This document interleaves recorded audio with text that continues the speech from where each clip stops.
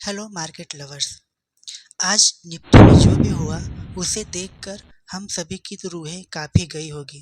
जिनकी hardcore money आज stock market में लगी होगी वो क्या सोच रहे होंगे।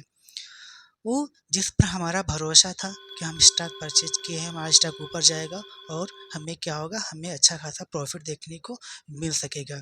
या जिनकी लाइफ आज मार्केट पर सरवाइव है, उनकी दिलों पे क्या बीत रही होगी, राइट।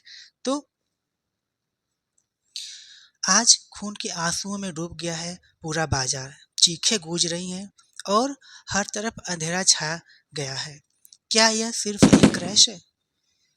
एक क्रैश से भी बहुत बड़ी चीज है, या फिर सब कुछ खत्म हो चुका है?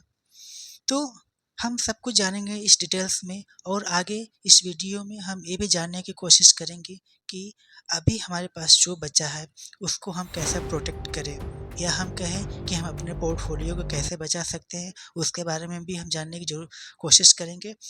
और आगे जो भी मैं बताने वाला हूँ, पोर्टफोलियो को कैसे बचाएं, कम से कम उसे हमें अभी का अगले 1 महीने तक इसको करना चाहिए। ठीक है, उसके बाद फिर हम अपने पोर्टफोलियो को फ्री कर सकते हैं। तो चलिए वीडियो को शुरुआत करते हैं। फिन एजुकेशन विद संतोष में मैं हूँ संतोष कुमार।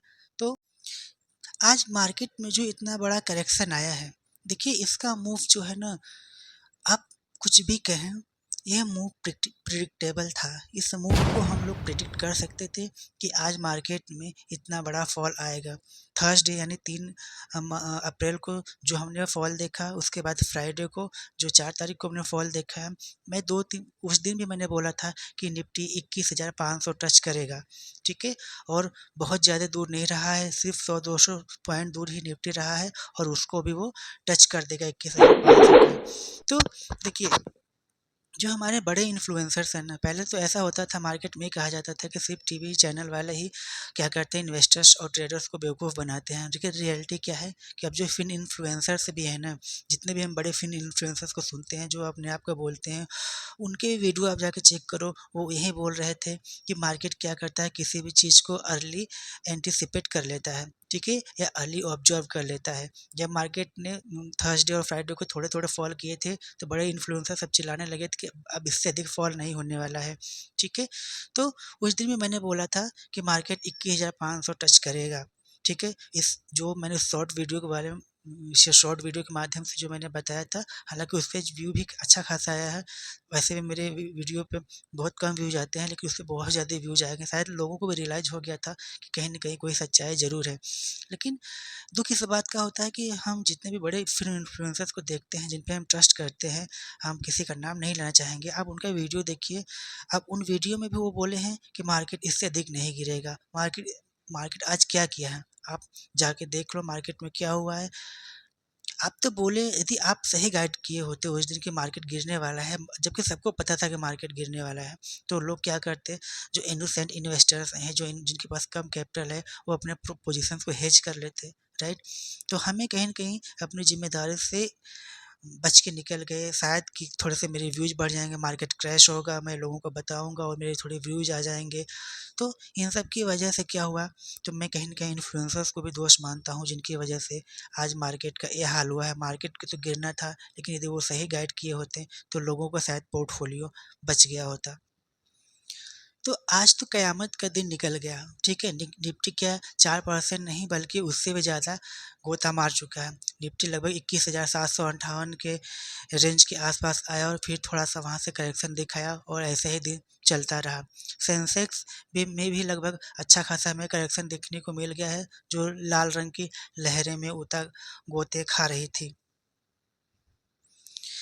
अब इम्पोर्टेंट सेक्टर देख लीजिए, आईटी सेक्टर्स, जितने भी एक्सपोर्ट बेस है, आईटी हो गए, फार्मा हो गए, और इन सब सेक्टर को देखो, मेटल सेक्टर को देखो, इन सब में तो ऐसे फॉलिंग आई है कि जैसे कि अब इनका नामो निशानी नहीं रहेगा। तो स्क्रीन पे तो सिर्फ हर स्टॉक का खून ही खून नज़र आ रहा था, और कहीं कोई उम्मीद जैसे सब बिखर गई हो। दोस्तों, एक बात आप अच्छी तरह से समझ लो, ये कोई मामूली गिरावट नहीं है। ये एक भयानक साजिश का हिस्सा है। बाहर दुनिया जल रही है। अमेरिका ने टैरिफ का बम फोड़ा और ग्लोबल बाजार लाश बन गए। निक्केई लगभग 13% नीचे और हैंग सेंग में भी अच्छा खासा हमें गिरावट देखने को मिल रहा है। जैसे भूतों का झुंड सब कुछ नोच के लेके चला गया हो, राइट? तो इन सब चीज़ों को हमें समझना होगा और मार्केट का कैसा कब बिहेव होगा उसे एंटिसिपेट करिए। इसीलिए हम बार-बार कहते हैं कि यदि आप जिस बाज़ार में आ रहे हो तो एक अच्छे नॉलेज के साथ हो। पहले अच्छा नॉलेज गेन कर लो, उसके बाद अपना रियल मनी मार्केट में लगाओ। नहीं तो मार्केट ऐसे करेक्शंस देते रहते हैं, ऐसे फॉल आते रहेंगे और हम मार्केट में सर्वाइव नहीं कर पाएँगे। मार्केट में जो हम पैसे लगाते हैं अपने भविष्य को बनाने में, वो भविष्य क्या हो गया है, अब एक उस पे एक अंधेरा मंडरा रहा है, उस पे कहें तो अंधेरा गहरा गया है, ठीक है? रोशनी कब आएगी, कब नहीं आएगी, इसकी कोई उम्मीद अब शेष अभी तो नहीं दिख रही है। तो बात है कि निवेशक क्या करे अब, राइट? तो भाग जाएँ, अपना पोर्टफोलियो को जितना मेरा बचा है उतना ही लेके निकल जाएँ, तो ऐसा हमें नहीं करना है, ठीक है? और हमें चुपचाप भी नहीं बैठना है। अभी हम जो बताएँगे पोर्टफोलियो को कैसे प्रोटेक्ट करें, वो तो करना ही करना है। एट लीस्ट इतने दिन के लिए हम कर सकते हैं जब तक कि माहौल में एक क्या हो, एक शांति ना आ जाए, राइट? तो स्टॉक्स में तो हमारे अच्छे खासे लंका लग गई है, राइट? तो जो अब 21,500 का सपोर्ट है, हमें उसको टूटने तक वेट करना चाहिए, ठीक है? 21,500 एक अच्छा मार्केट में हमें सपोर्ट दिख रहा है। जब तक वो ना टूटे हमें पैनिक करने की ज़रूरत नहीं है, ठीक है? तो अब सवाल आता है कि हम अपने पोर्टफोलियो को कैसे प्रोटेक्ट करें? दोस्तों, आप अपनी आपने कभी ऐसा है इससे पहले यदि आप पुराने हो गए तो आप समझ सकोगे, नए लोगों के लिए भी एक अच्छी सीख मिल जाएगी। आज हमारा जो इंडिया विक्स है ना, वो लगभग 70% आग के आसपास शूट कर गया है। आप विक्स को देखो तो लगभग 23-24 से पहुंच गया था, जो कि 12-13 के आसपास का विक्स था। तो यह बहुत बड़ा करेक्शन है और बहुत बड़ा झटका भी है।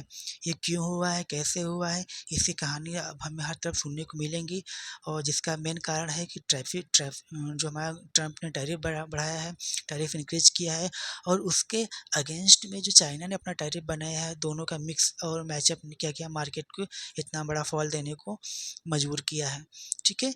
तो शेयर मार्केट अनिश्चितताओं का गेम है। ऐसे में हम अपने आप को कैसे सेव करें, वो हमारे लिए जानना बहुत ज़रूरी है। तो देखिए, शेयर मार्केट में एक टर्म्स चलता है जो हर एक स्टॉक का होता है। किसी भी स्पेसिफिक स्टॉक को देखिएगा तो उसमें वो होगा, वो होता है बीटा। बीटा क्या होता है कि बीटा मार्केट की वोलेटिलिटी नहीं बल्कि मार्केट में क्या रिस्क है उसको मेजरमेंट करता है, उसको मेजर करता है। हर स्टॉक का बीटा अलग-अलग होता है, इसको निकालना थोड़ा-सा टफ है, लेकिन आप गूगल करिएगा।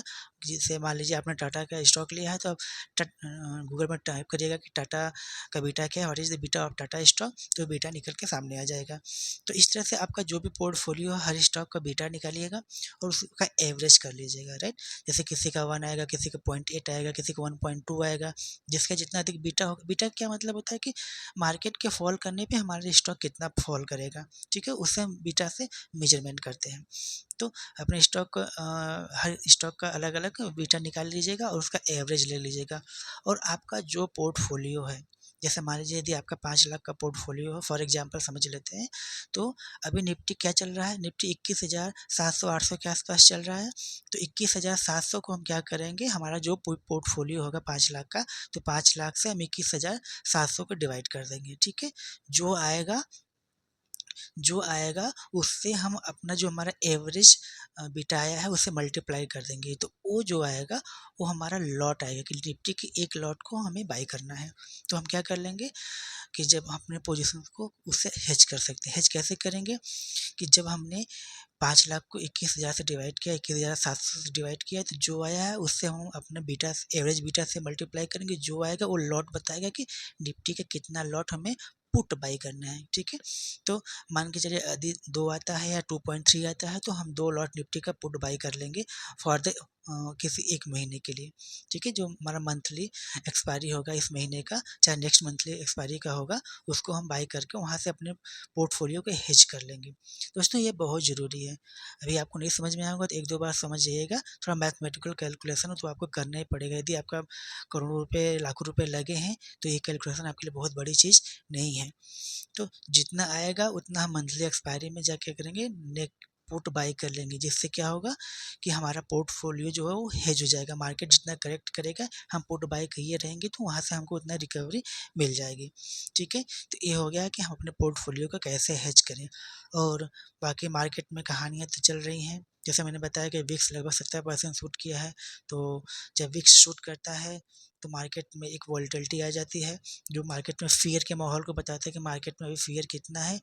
तो उन लोगों के लिए जो मार्केट में अभी नए हैं, जो निवेश करना चाहते हैं, सही समय है या नहीं है, ये कोई नहीं जानता है। हाँ, मार्केट में आप पैसे लेके तैयार हो जाइए, थोड़ा-सा वेट करिए माहौल शांत होने का। जब ये करेक्शन थोड़ा रुकेगा, ठीक है, मार्केट के सारे माहौल से शेयर सेंटीमेंट सही होंगे, फिर आप वहाँ पे उसके लिए हम अलग से गाइड कर देंगे। ठीक है, तो यहीं तक रखते हैं और वीडियो अच्छा कैसा लगा कमेंट में ज़रूर बताइएगा और वीडियो को सब्सक्राइब ज़रूर कर लीजिएगा। हम आपको जो रियल इन्फॉर्मेशन होती है, जो आपके लिए हेल्पफुल होती है, जो हमारी ट्रेडिंग में हेल्प करे, जो हमारी इन्वेस्टिंग में हेल्प करे, ऐसे ही वीडियो हम बनाते रहते हैं। ठीक है, कोई फालतू की बकवास यहाँ पे नहीं होती है। तो आप चैनल को सब्सक्राइब कर लीजिए और बेल आइकन को दबा दीजिएगा, जिससे कि नोटिफिकेशन आपको पहले मिल जाए। ठीक है, यहीं तक रखते हैं, फिर मिलते हैं अन्य वीडियो में। तब तक के लिए थैंक यू।